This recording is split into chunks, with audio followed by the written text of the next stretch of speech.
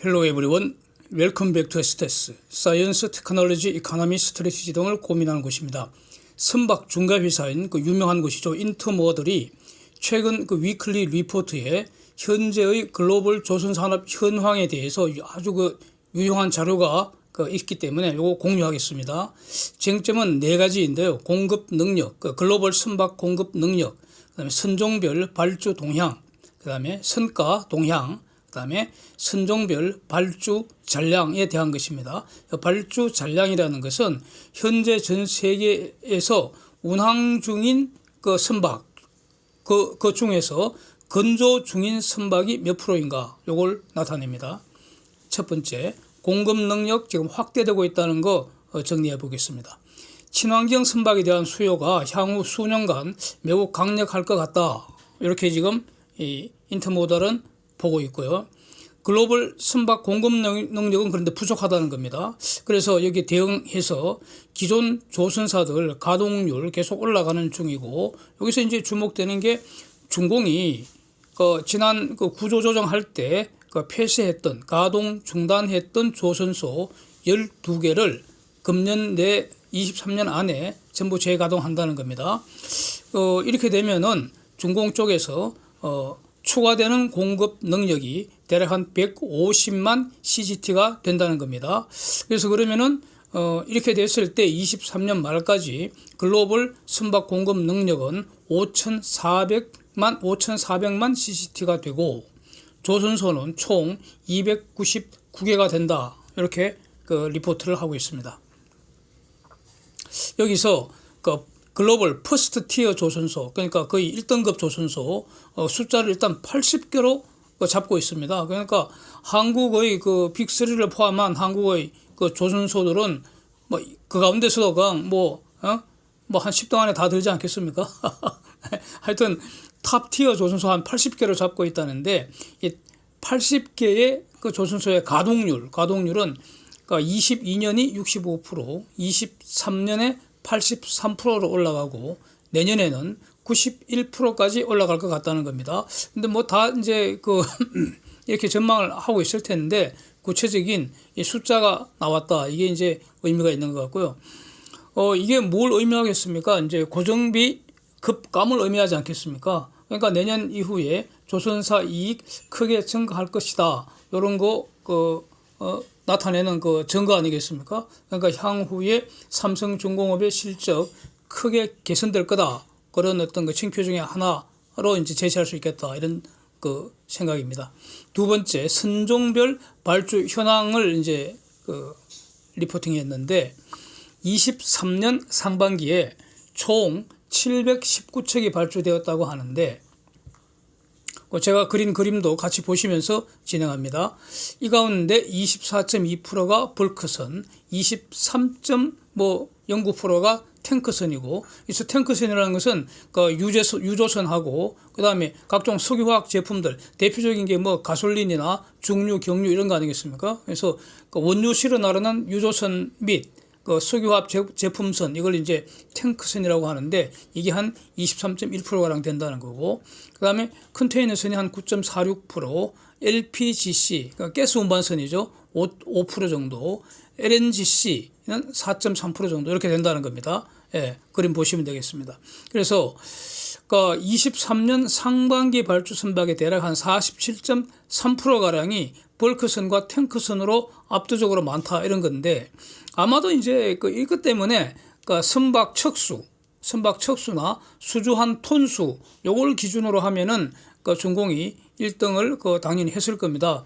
벌크선 같은 거는 성과도 낮고 기술 수준도 가장 낮기 때문에 한국 조선사들은 수주를 꺼리는 경향이 있지 않습니까? 특히 빅3 같으면은 저런 거 수주 안 하죠. 예. 그리고 가격은 이제 가격을 한번 보면, 이전에 제가 표로 한번 본 적이 있는데, LNGC가 지금 2.6억 불 넘었지 않습니까? 컨테이너선은 그러니까 초대형을 의미하는 겁니다. 전부 다 유조선도 초대형 유조선이고요. 컨테이너선 같으면은 2.3억 불 지금 돌파한 걸로 보이고,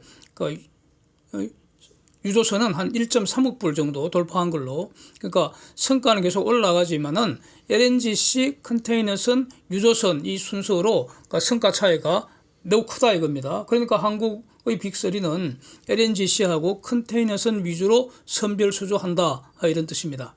하여튼 그래서 상반기에 벌크선, 탱크선 위주로 발주가 됐다 하더라도 현재 운항 중인 선대에 대한 벌크선과 탱크선의 발주 잔량, 이게 지금 역사적 저점이라는 겁니다. 이거는 이전에 저도 계속 분석을 했었고요.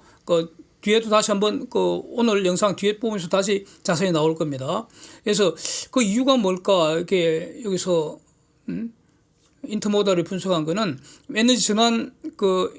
에너지 전환이라는 이런 시대적 특성에서 신조 가격 계속 오르고 있는데, 여기서 이제 20년 4분기 이후를 쭉 전체적으로 보면은 그동안 LNGC와 컨테이너선 중심으로 주로 발주가 진행됐다는 겁니다. 그러니까 그래서 지금 좀 전에 본 그림에서 LNGC 비중이 이제 상당히 낮게 나왔는데, 이거는 카타르의 대형 발주가 작년에는 상반기에 나왔죠. 주로 대부분이 이제 6월달에 나왔지 않습니까? 올해는 지금 아직 안 나왔기 때문에 곧 기다리고 있는 그런 상황이기 때문에 결국 지금 7월이니까 하반기 아닙니까? 요걸 이제 반영하는 거 아닌가 이렇게 생각을 합니다. 세 번째, 이제 성과 문제, 계속 올라가고 있다는 거 아닙니까? 성과. 그래서 LNGC 성과가 가장 많이 올랐다라는 게 다시 확인이 되고요. 이것도 이제 다 알고 있는 내용인데, 여기서 인터모달이 제시하는 거, 성과가 계속 올라가는 이유가 뭐냐? 그래서 공급 능력 부족이다. 그러니까 그다음에 후판 가격도 상승하고 임금도 상승했다. 즉 원재료비, 원가가 올라갔다 이런 거죠.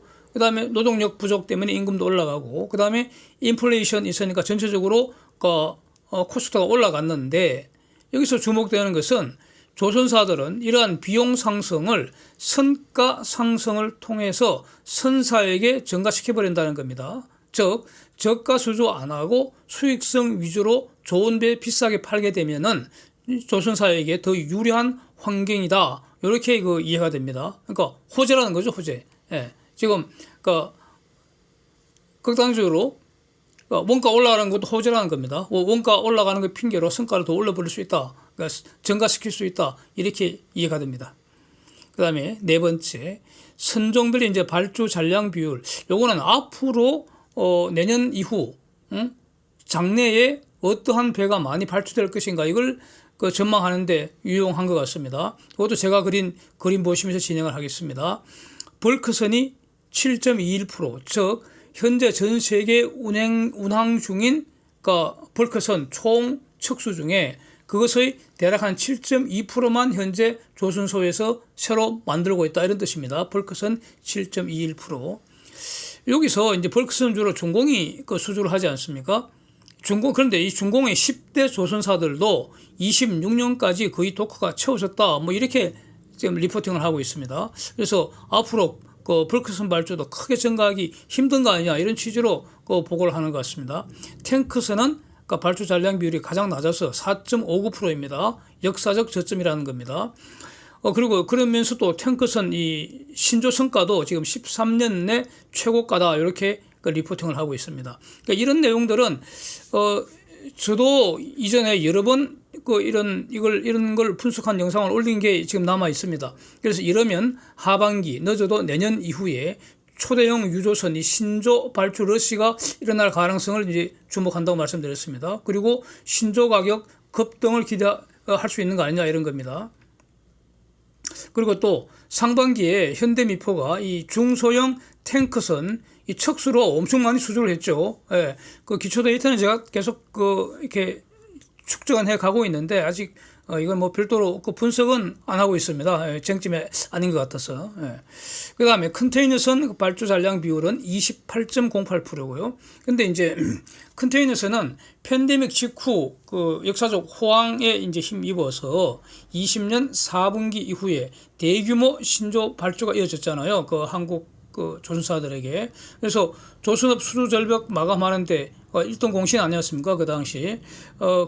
그런데 현재는 운임이 이제 대폭락해서 지금 글로벌 탑 10 선사들 중에서 하위에 있는 거, 대표적인 게 이스라엘의 침사, 이런 데는 지금 경영난 조짐이 보이고 있다, 이런 다른 보도도 제가 기억하고 있거든요.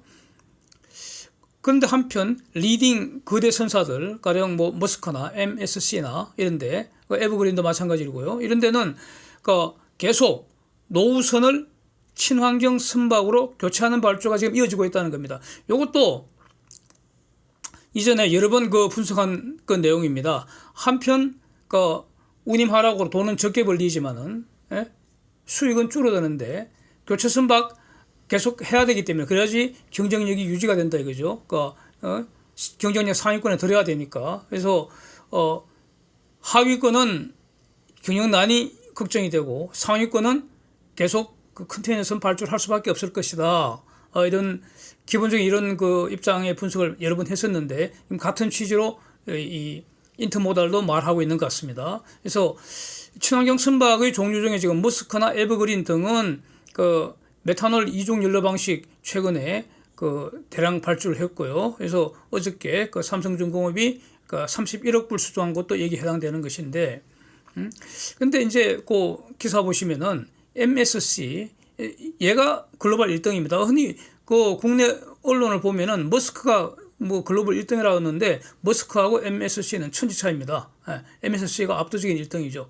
그래서 1등하고 머스크가 2등인데 그래서 MSC하고 머스크가 1과 1등과 2등이 동맹을 맺었잖아요. 그게 2M, 네, M이 두 개니까 앞에 두 문자 M을 따서 2M 얼라이언스라고 했는데 이거 25년에 이 2M 얼라이언스를 종료한다는 거 아닙니까? 이것도 이전 영상에서 다룬 바가 있습니다. 이 영상 분석해서 올린 게 있는데 결국 이제 1등인 MSC는 지 홀로 간다는 거 아닙니까? 홀로서기 서는 한 셈인데 이 MSC는 친환경 선박으로 계속 교체 발주하고 있습니다. 계속 그 선박 해체하기 위해서 팔아버리고요. 오래된 거 팔아버리고 또 신규 발주 계속 넣고 있는데 여기서는 친환경 선박으로 LNG 이중 추진을 고수하고 있는 것 같습니다. 그래서 현재 MSC가 6척 입찰을 진행 중이죠. LNG 이중 추진으로. 당연히 뭐 삼성중공업도 입찰 참여한 것으로 이렇게 요거는 보도가 나온 지가 좀 됐는데 이전 보도에서 제가 이렇게 본 것으로 기억하고 있습니다. 그러니까 이것도 조만간 만약에 삼성중공업이 된다면 갑자기 공시가 툭 튀어나올 수도 있는 거 아니냐 뭐 이런 생각입니다. 근데 이제 LNGC는 발주 잔량이 51.33% 가장 높지 않습니까? 그래서 작년에 그 기록적인 175척이 이제 발주된 것도 있을 테고 그러나 지금 이 가스 업계는 러시아 가스 산업이 이제 퇴출되어 가고 있죠. 그러면서 가스 수요는 계속 증가하고 있기 때문에 LNGC 발주는 꾸준하게 높은 수준 유지할 것이다. 이렇게 봐야 할 것 같은데 지금 그 인터모달도 같은 취지로 이렇게 보도를 하고 있습니다. 그 다음에 이제 LPGC, 가스 운반선인데 발주 잔량이 20.47%다. 그래서 이 경우에는 지금 한국 조선소들도 금년 상반기에 LPGC 많이 수주를 했죠. 근데 이 경우에는 발주 선박의 대략 절반 이상이 초대형 가스 운반선 VLCC로 지금 발주가 되고 있다고 이렇게 리포팅을 하고 있습니다.